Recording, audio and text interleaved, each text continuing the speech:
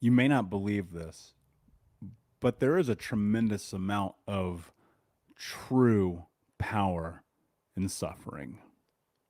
What's up, Unbroken Nation? Hope that you're doing well wherever you are in the world today.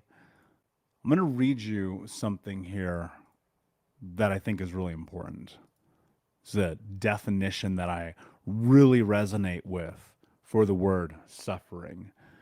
And I really resonate with this because I looked it up after realizing one of the really inalienable truths of healing trauma is that there's a level of suffering in this. There's some like pain in healing.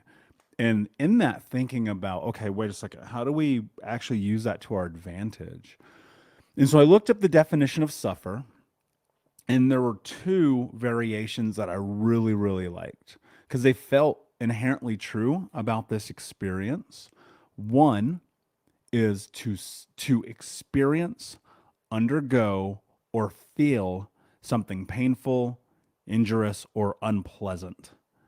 And two is to undergo or be subjected to a negative experience or development.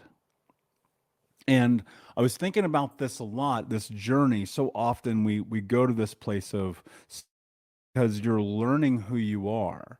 And for the first 3 years after I had this mirror moment and I was starting to really step into and solidify who I was, the word that came to mind about that time frame was suffering. Like it hurt all the time. Like I was breaking down, I was crying, I was weeping, I was just so frustrated with the world. And I was thinking about this. What if we combined those two variations and built it into something? And I thought to myself, like, okay, this is how I personally align with the word suffer. And it's to experience something unpleasant so that you develop. And I think that that is the cornerstone of discovering your identity.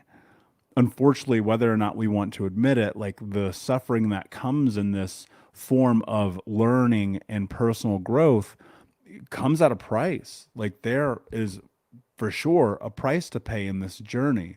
And that price is the discomfort of the unknown in the window in which you're stepping into discovery. And that discomfort of the unknown for many and for myself for a very long time is crippling. And crippling in a way that actually is detrimental and will keep people stuck for a very, very long time. For some, unfortunately, as much as I hate to say this, for some, they'll be stuck forever. And I wish that there was a way to change that for that 3, 4, 5% of people who won't be able to tap into their power. But inevitably, I don't know that that's true. It's my hope. That's why we do what we do. But you've got to be willing to step into the discomfort of what it is that you don't know.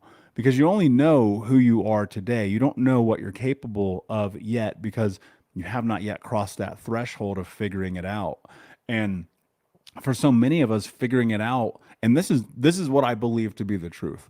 Figuring out who you are comes from the discomfort of trying the things you never tried, doing the things you never done, saying the things you never said, living life authentically in a way that you never have because you've never been allotted the space.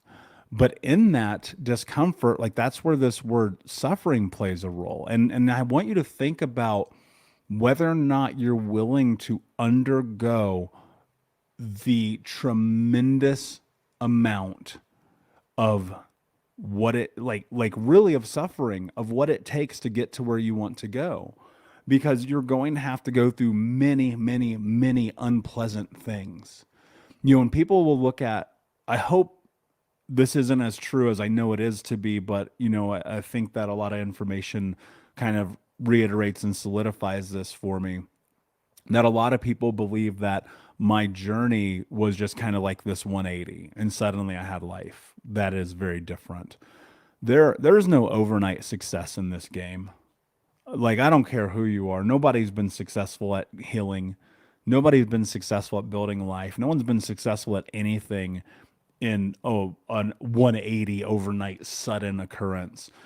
Everyone that I know who has gone through a transformation has done so through just a tremendous amount of effort and energy. Like I see it in myself. I see it in the clients that I coach. I see it in the people who read the programs and do the app and read the books. There's something to the truth of that, that you have to just be willing to go through it. And the timeline is different for everyone.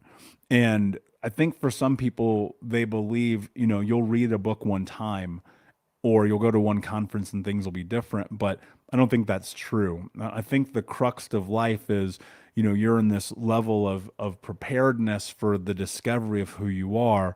And the difference between success and failure for those who have prepared is the willingness to cross the threshold into the unknown, into the void of what you've never experienced to discover the truth about who you are.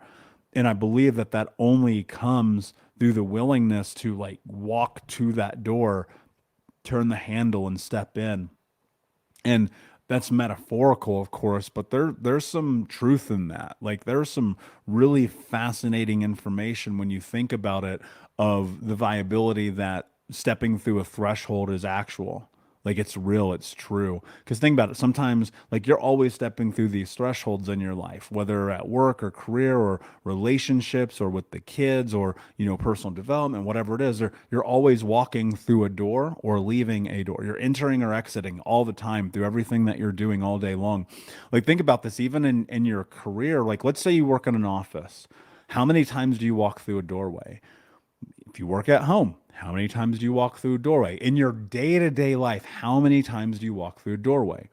99.9% of those doorways, they're known. You already know what happens.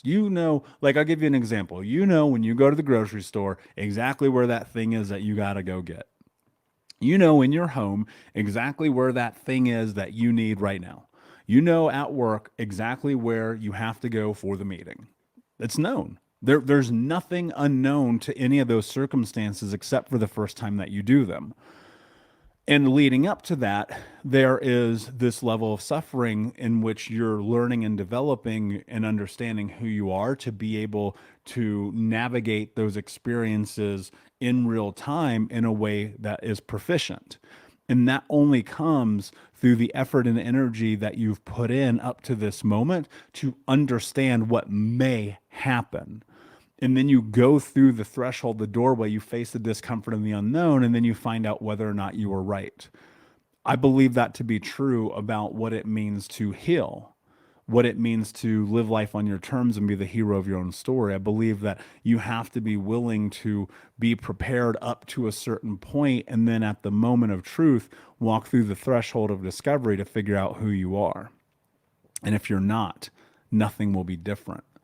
And the suffering is about the learning. It's about the iteration. It's about the back and forth. It's about the discovery. It's about the finding out the truth of who you are and what you're capable of with having no prior information of whether or not that holds true. You haven't yet proven what you think you can do. And I think that's the part about the suffering that's so fascinating to me. What am I actually capable of doing? Like ask yourself this question, like, what are you actually capable of doing? You don't know yet because you haven't done it. And so you have to be willing to step through the doorway to discovering that truth. And the task at hand, no matter what it is, more often than not, is very arbitrary, because you'll find that that holds true across many different axes of your experience as a human being. You're always stepping through thresholds, but at some point you're choosing to continue to step through the same doorways, getting the same results, thus not changing.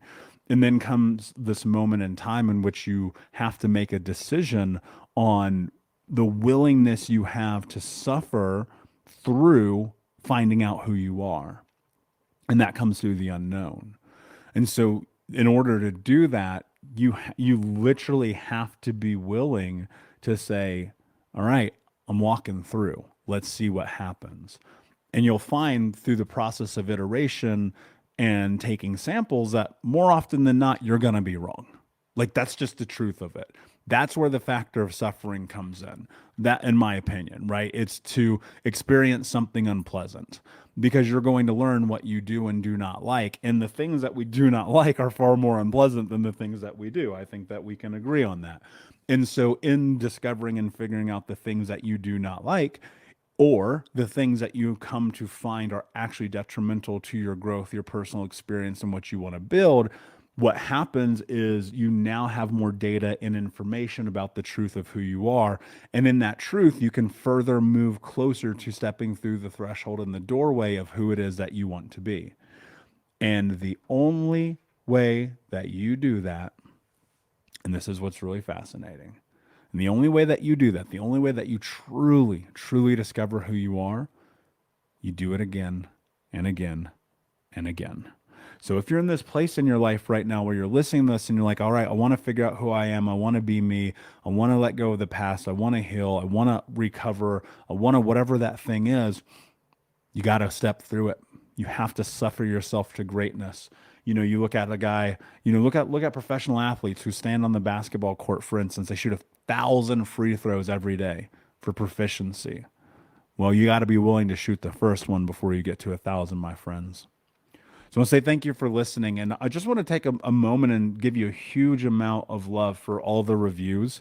We're edging towards that 200 this month. I'm very excited. So if you're on iTunes or Apple, please, please, please go hit that 5-star, leave a review, hit the 1-star. Fuck it. If you don't like it, keep it real. Tell me like this is the worst podcast ever. I respect it. But leave the review and let me know because we want to make the show better. We've broken a lot of ground here on this show. A lot of really beautiful things are in the happenings, and I could not do it without you, Unbroken Nation. So thank you so much. And until next time, my friends, be unbroken. I'll see you.